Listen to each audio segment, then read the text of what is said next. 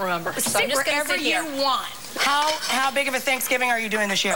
This year, probably only around 14, I think. Yeah. That's a nice mid-size. It is, but I'm doing it on Friday because I have to go to my in-laws on Thursday. Oh, so you're doing the double? Yeah, a lot of it. Yeah, double dinner. Yeah. What about you guys? Are you guys having a big one this year or a little one? It's usually around 20-ish people for me. So it's a good size. Good size. How about you? Yeah, well... 38. No, Christmas for us is even bigger. So I would say probably about the same as Tom, about 14 to 15. So a nice mid-size. Yeah. I'm the little runt. I think we're only like 8 this year. I think we're itty-bitty. We could sleep till like 2. You can collect a few along the way, though. There's people out there. The neighbors coming up. So what are you going to be showing us here, Tom? A little side dish. And I've been doing this dish for quite some time now.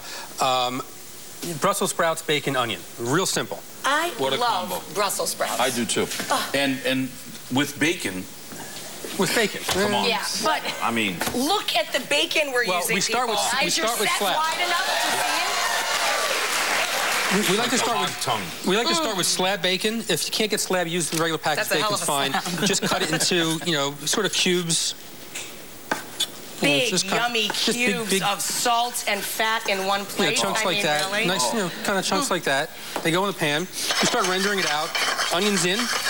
I would eat anything with bacon and onions. You know, everybody says that kids don't like Brussels sprouts. I loved them when I was a little kid. What about your family? My kids love them. Yeah, my kids eat anything. They really do. I'm lucky. You are lucky. Yeah. I think it just depends on how you cook them. I think for a lot of people, they had them. I know my husband, by the way, Todd says hello. Oh, I love them. His mom used to boil them, and I think they smell they smell that, and they taste and they were gray. And they're gray. So I think a lot of people have bad childhood memories of them. I think Tom's preparation this is my favorite way. But I'll tell you what, lately I've been just roasting them with olive oil. That's what I'm doing. And they get crispy and caramelized, and of course with the addition of bacon. Anything with bacon. Right. Do you ever use them raw? I've been seeing salad. salads with them. But I will tell you, no, I don't even grate them. You know what I do? It's a little pain in the butt. Is I kind of I take all the leaves off. I blanch them for like 30 seconds just to tenderize them a tiny bit. Take the edge off. Yeah, and then I add some pecorino, a little endive, and lemon vinaigrette. They make a great salad. It's really make a great salad. Yeah, they do. I was thinking about them for Caesar last week with a little poached egg on top. Growing up, did you have pasta or anything before Thanksgiving? Because growing up in an Italian household, we still had lasagna before turkey. Listen, Thanksgiving is not an Italian tradition, obviously. But I've been with my husband, 21 years now. Wow. And, congratulations on that, so you adopt different traditions. And so we definitely, Italians being, So come very on. bossy. So we put our own do you have pasta or not? Yes, we have lasagna. You do. See? There you go. I did growing up, but I don't anymore. I kind of stopped that tradition. But it's enough. There's enough work to do without making lasagna. Yeah. But you go traditional? It's very traditional, yeah. We start with, with soup, usually some sort of squash soup, usually a little duck confit in there, some pâté, a little frisée salad with just some like apples and walnuts, and then turkey. And then does it change every year? Do you like it's pretty much the same. Ours never changes. I want a little variety. I change. You change every year? The turkey. We never get to change. Oh, I do. You change the turkey to what? Duck or ham? No, Tom. Pork loin? No matter. Anyhow, no, I make turkey, yes, but we change the way we make it. Yes, sometimes, like this year, it's going to be cranberry orange glazed turkey, and I'm going to cut the turkey into pieces because I do not want to get up with the crack of dawn. I do love that. I love that. We always do 2 small birds. You get more legs. They're easier to handle. I think it's some sort of weird pride thing. People want to get up at 4 o'clock in the morning and struggle with a turkey that weighs more than they do, but not me. It looks. I mean, when you put a big, huge turkey. How long do you cook your turkey for? Yeah. You start on Tuesday. Well, with small birds, you don't have to cook them that long, and if you get it cut up, you start and by 3 o'clock it's do you do one of them big boys? No, usually about 18 pounds. Yeah, that's fine. That's manageable. He's fine. Yeah, and I do stuffing in and out. But a lot of people do the 20 to 30s. Yeah, I mean, I don't even want to get into those cavities. People want leftovers. You mentioned stuffing. Yeah. Because, in the South, just being in New Orleans, it's dressing. Dressing, right. But growing up, it was stuffing. But now it's dressing. Dressing. Right. Do you have a favorite? like I said, we are creatures of habit. We can only make my mom's apple, celery, and onion, which I love.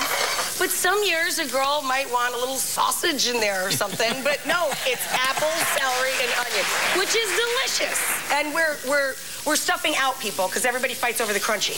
Yeah. Okay. Yeah. I do both. I make enough for in the bird and out of the bird. You got it in there and out. And out. Yeah. Are you an innie or an outie? Out. Outie? Outie. Out. Yeah. Well, we more have generally three dressings. Oh my goodness. We have cornbread dressing because that has to be for my mother-in-law.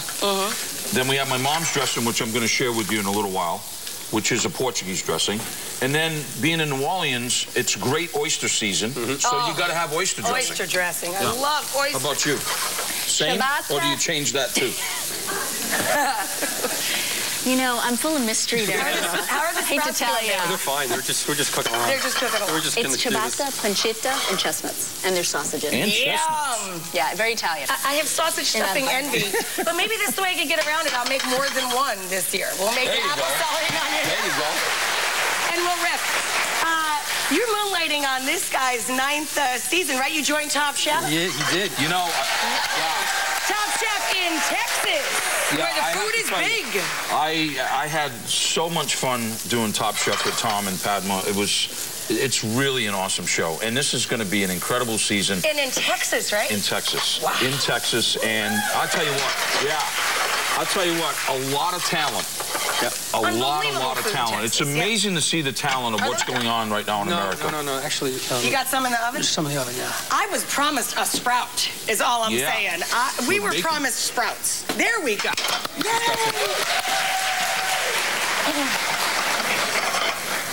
Are they good?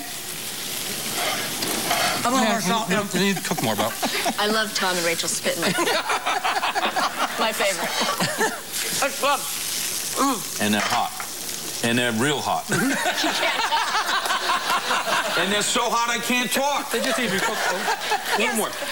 But real quick. We were, in fact, cooking with heat. We are. Real quick, what I was doing here, and this is kind of neat because you have the bacon, you add the onions. You don't have to wait until the onions are completely cooked because you're going to continue to cook this. Right. Now, what I was doing was adding the Brussels sprouts very slowly to the pan. The reason being is you don't want the temperature to drop too much in the pan.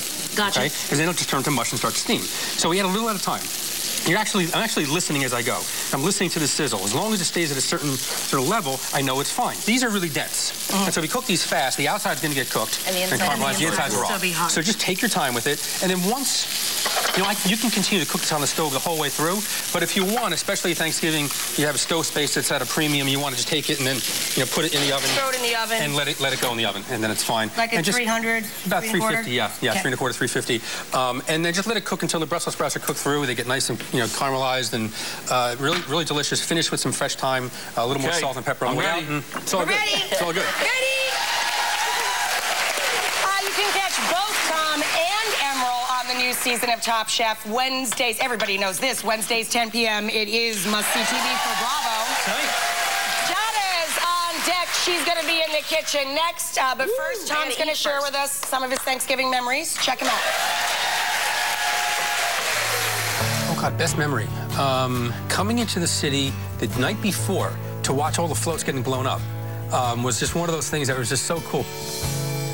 It's so hard not to think about people who are not having a Thanksgiving. We started a tradition a couple years ago where we opened one of our restaurants and we actually work with a shelter and bring people in for Thanksgiving. And so that's the morning. And then I go to my in-laws for dinner, and then I'll cook Thanksgiving on Friday or Saturday.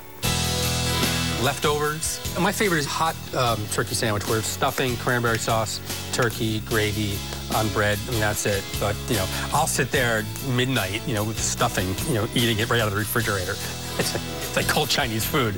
It's I just can't, you can't help yourself. It's one of those things you only do once a year, and so you just long for that stuff, and you don't want it to end.